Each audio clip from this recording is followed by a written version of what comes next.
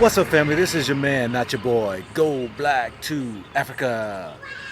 So we are here in Kenya, Nairobi on the Jamhuri side that we are going to be interviewing a brother who left the UK, who came back home, disappointed over in UK, and he has a story to tell each and every one of y'all that I find is very inspiring. So let's go over here where he started just a small snack shop coming from a place of cooking food in the UK, and he was a chef there. So let's go over here and meet him. Alrighty, so Yes, sir. we got our brother right here. Please introduce yourself, my friend. Hi. Hello, my name is Barry Oko. Okay, Barry Welcome Oko. to Jamhuri, yes, sir. Yes. All right. So you know what? You have done something that many people probably are interested in doing, and that's relocating back to Africa. Now, you had an interesting story that you were sharing with me. You looked me up and you said, "Hey, man, look, can you come over, man, and just share my story?" All right, and I'm like, "Okay, all right, give me a little bit about yourself and all that right there. But tell the people a little bit about yourself, where you from, and how'd you wind up in UK, and then we'll go from there." All right. Yes, as you know, my name is Barry. I was born here in Nairobi. My father was in the army, and my background I'm a chef. My background, I'm a chef. In fact, I'm many things. I'm a chef. I'm a DJ. I do music, the kind of things. But as in my major one is I do is cooking. That's the major one. Mm-hmm. Yes. When I went to the UK, that was not initially the plan. It wasn't my plan actually. I was supposed to go over there and study and become an engineer, according to my parents. You see. But as in after a while, even the courses that I began doing, I did not finish them off. So I was kind of, I got myself working as a dishwasher. That's where I began, as a dishwasher. So as I was doing the dishwashing and all that, I could see the chefs, doing their thing over there. Because I knew how to cook. In our family, everybody had their day of cooking for the family. You see? So that's how I learned how to cook and that kind of stuff. You see? Okay, so you learn how to cook and all that right there, but let's move forward, because then you got into that, the cooking, became a chef, you started working at these big 5-star hotels and stuff. Even I went to college as well over there. And what? I went to college over there. Okay. I studied there, yes. Okay. So I began with my career ever since, like from 99 till 2008 when I came back. From 1990? 1999. 1999. Yes, that's where I began. Okay, now, but you mentioned that, how did you wind up to go to the UK? How did you wind up there? Oh yes, my family, first my sister began going over there to study. Then from there she worked and then brought the rest of my family one by one. So they helped each other to bring the others to abroad. See. Yeah. So that's how I ended up over there. So like half of our family is over there, half is over here. Right. Yes, sir. Okay, so now, you talked about, being over there, and you got to a place where you felt as though you reached the end of your road. You felt like that this was not something you wanted to do. Yeah. Share it with the people the story that you have on how the environment was, what the stressors were for you. Yeah, thank you. When I was there, as in working from one restaurant to the next restaurant, I could stay even like a couple of months in this restaurant, then leave, go to the next one. But there was just there's something that was missing. I could not explain what it was. Plus even the system itself. You see that when you're a chef, you're being paid well, but if you look at it, there's this thing that you cannot explain. It's not adding up. There's something was missing in my life, and I could not explain what that was. And when I observed even my sister, she has a house, a car, all these things, but still even from us talking about it, she told me that she's still struggling, and yet she's been there since '94. You see, and the same thing I was going through myself. As get through these years, but once I found myself working in a 5-star hotel in London, it's when I realized I don't have a life. There's something there has to be more to life than this. You see, even though my friends they were like looking up to me and they were like, you've got this nice job in London. How come you're depressed? They could not understand that. That you got a job, you're making money. Yes. And you find out that there's something that you feel as though that you are depressed. Yes. You feel like this isn't life. It's not life at all. I did not have no life. Now, when you say you didn't have a life, please help people to understand. I get what you're trying to say. But even to explain is not as in that easy to explain, because when you look at your own life, there's some emptiness. You're not feeling fulfilled. There's no fulfillment. Even whatever you're doing, you're not feeling fulfilled. You see, there's something that was really missing. Until when I came here, it's when I understood it fully. That time I could not explain that time properly. Okay. So I was like, as in this thing, even the system, how the system is structured, how.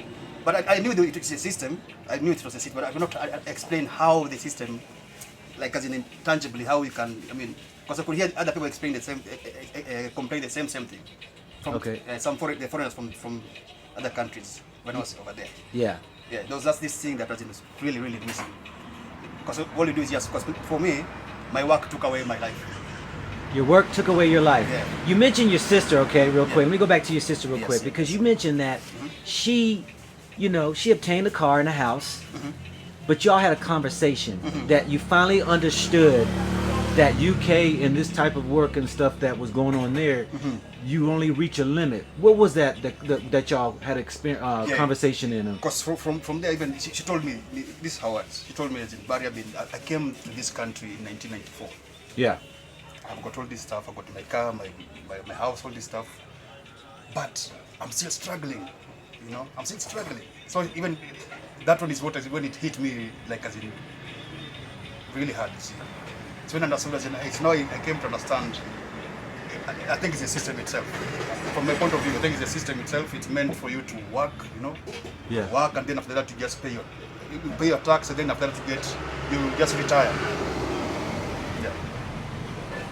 Okay. Yeah. So you work, you pay taxes, you pay your bills, and you're supposed to retire. Yeah, after that you just retire, and that's it. That's your life. That's your life. Yeah, that's what I observed. Please share with the people the difference, because let's talk about you came back here to Nairobi. That's right. You said you had to leave. Yes. Compare the two, because you still got to work in Nairobi. Yes. You still got to take care of yourself. Definitely. What is the difference? The difference. That is the difference. Over there you can't expand. You can just go up to a certain limit. But over here, there's like unlimited opportunities over here. There's unlimited opportunities. Yeah. Now, Unlimited. I've said this before, family, that like America, they say the sky is the limit. In Africa, there is no limit. No limit. It's limitless. Exactly. Okay, so when you say that it is limitless, unlimited, okay, please explain. Okay, you have opportunities for what? All right. Like for example, if let's talk about like in the entrepreneur side of it. The entrepreneur side of it, yes. That one you can't put a limit to that for sure. Okay. You can make anything you want. See, over here there's like as in anything you want to do, you can do it over here. Yeah. There's many avenues you can use, as in just an example of just this place where we are right now. I'm selling my snacks over here, the next one is selling pork. That's just a small example. Yeah. But even a larger scale, we're talking about even things like farming.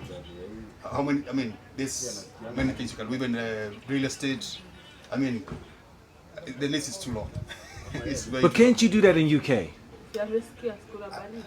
Yes, but as in what I observed over there,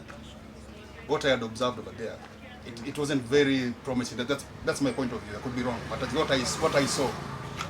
What you experienced? It's better. But even I had my friends who had businesses over there. Yeah. Yeah. But still they were struggling.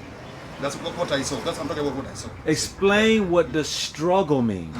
What does struggle mean? Things like getting access, like as into support. Because what I saw like over there, it's more like they want you to work, They want you to work so that you can pay your tax and all that kind of stuff. Then after that, you're given a pension. Yeah. So it's more like they want you to be in the system. Yeah, they want you to be in the system.